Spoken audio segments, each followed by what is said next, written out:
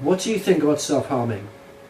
Personally, I think it's unnecessary, but people don't know that. I sort of link self-harming to smoking in a way.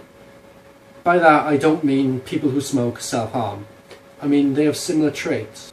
Both smoking and self-harm in a way relieve stress and relieve, in a way, internal suffering. The methodology behind self-harming is that the physical pain overpowers the mental pain, so by you cutting yourself, it sort of drowns out the emotional pain, but it's temporary.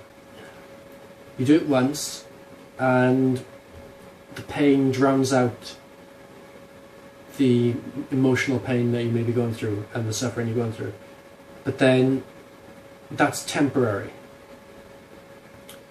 Then you do it again to try and forget again, or try and drown out the pain again, but this time you've felt the pain before. If you self-harm, you then get used to that feeling and you want to self-harm more, so you cut yourself more and you hurt yourself more to get the pain, to drown out the emotion, and it's a downward slope and it can kill you. It has killed people. The most common is on the wrist. Now, ironically, from starting these videos, as I'm reviewing them, I can see that I have quite veiny arms. So by using me as an example here, you can see how many veins you have on your arms. To get deep enough to cut one of these, you will bleed, and you can bleed to death. And there's nothing you can do. If you cut one of these arteries, then that's it. You can try your best, but you're going to put a lot of pressure on, and in the mindset of self-harming, chances are you won't know what to do, and sadly that's how you can die from self-harming. Don't try it. Don't start it.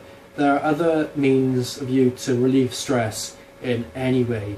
It becomes an addiction, which leads me on to my next question on this subject. I self-harm and I try so hard to stop. I just can't. I don't know what to do. This is what I mean. It becomes an addiction. You think it works. The physical pain drowns out the mental pain. So when it comes around to you suffering from the mental pain again, you do it again.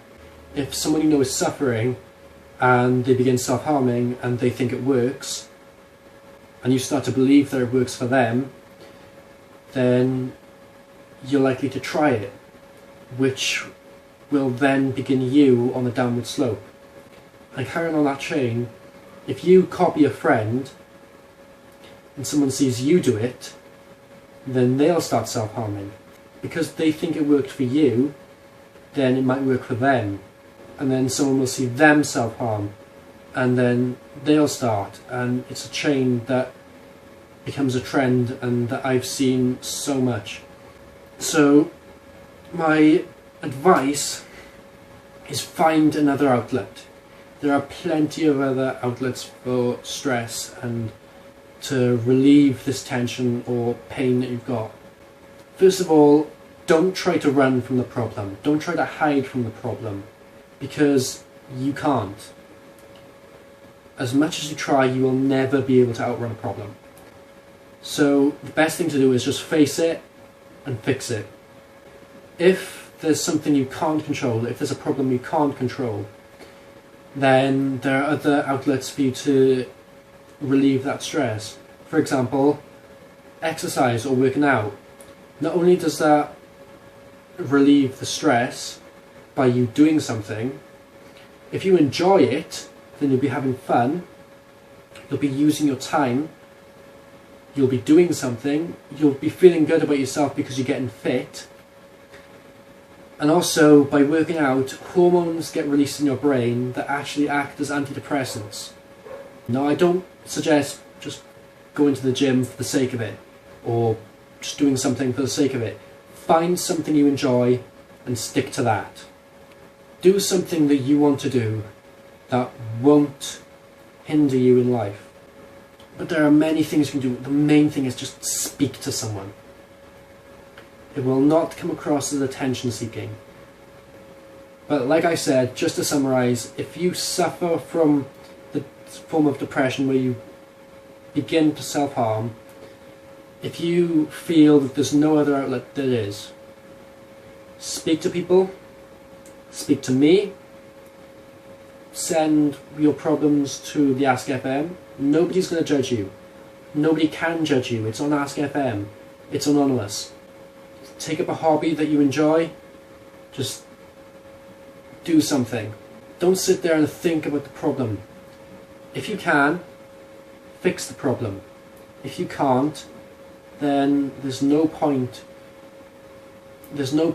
in you burning your life away being just affected by this problem. The best thing to do is find a way to forget about it and move on. So if you have any thoughts about this subject or things I've said, then feel free to leave a comment. If this video has helped you, then feel free to leave a like. If this video has helped you, then leave a like. If it will help someone you know, as I know this topic affects many people, then please share it around and make sure that it gets seen. There are other ways. You just gotta speak to people and take your mind off it. So be sure to share this around to the people that need it, and as always, have a good night.